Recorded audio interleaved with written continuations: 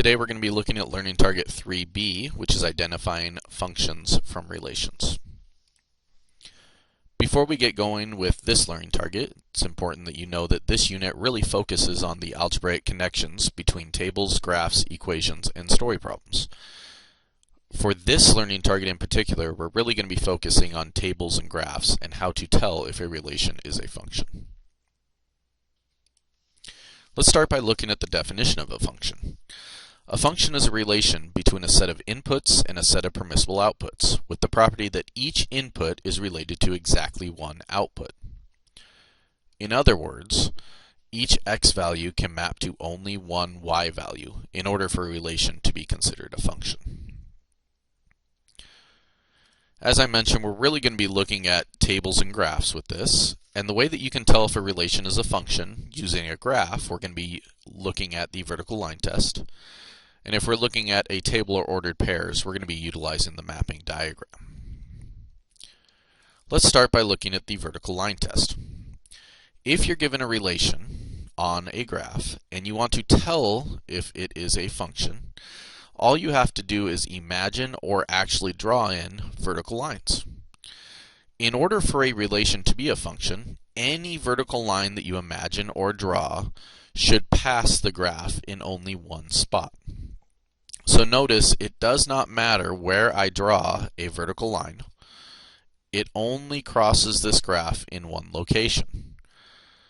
So if any vertical line you draw at any point in this graph crosses the line only once, then it is considered a function. So yes, this relation would be a function. Let's look at another example. Again, we're going to go ahead and use the vertical line test.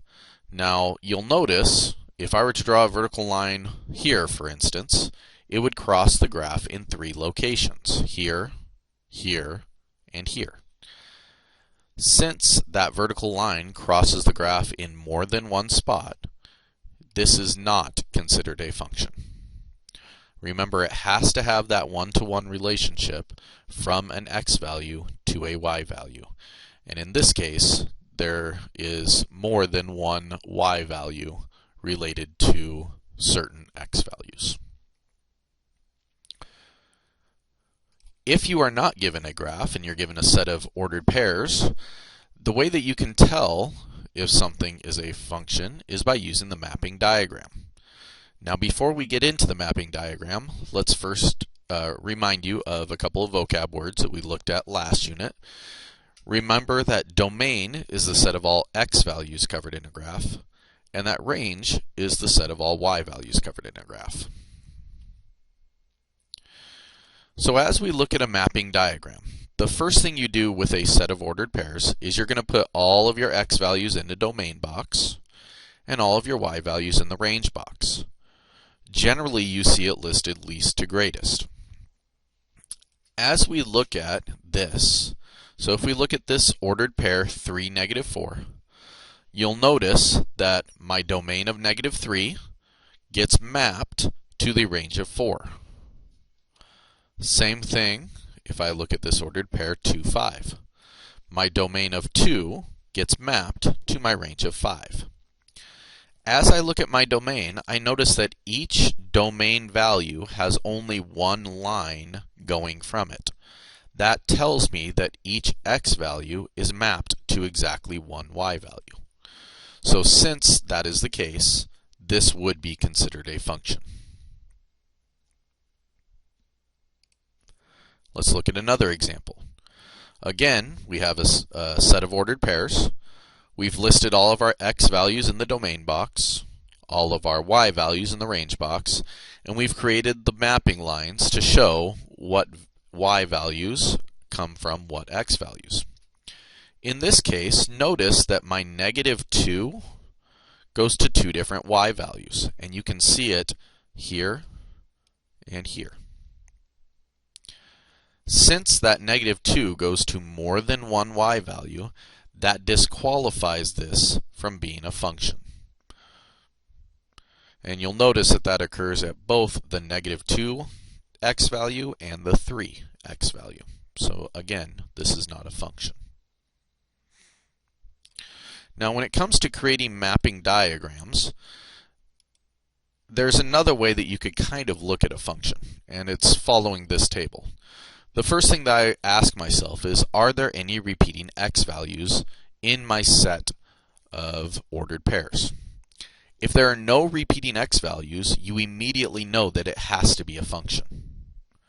However, if there are some repeating x values, you then have to look at the y values that they're mapped to. If all the y values are the same, then yes, it would be a function. However, if you have repeating x values and they do not go to the same y value, that means that it will not be a function.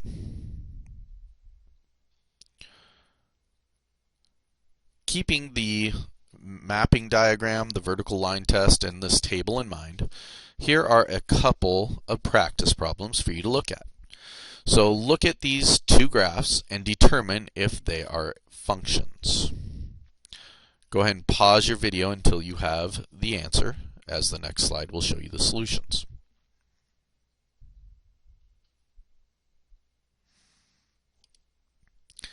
With the graph on the left, this does not pass the vertical line test.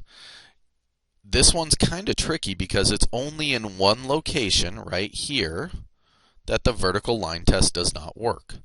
That's all it takes to disqualify a graph from being a function.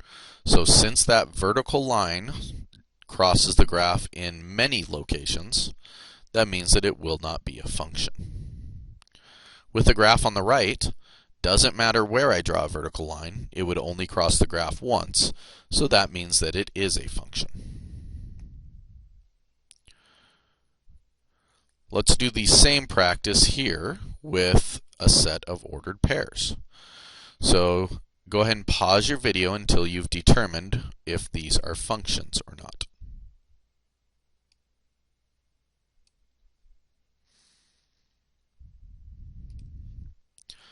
As we look at number 1, there are no repeating x values. So if you recall the table that I created, since there are no repeating x values, that immediately means that it will be a function.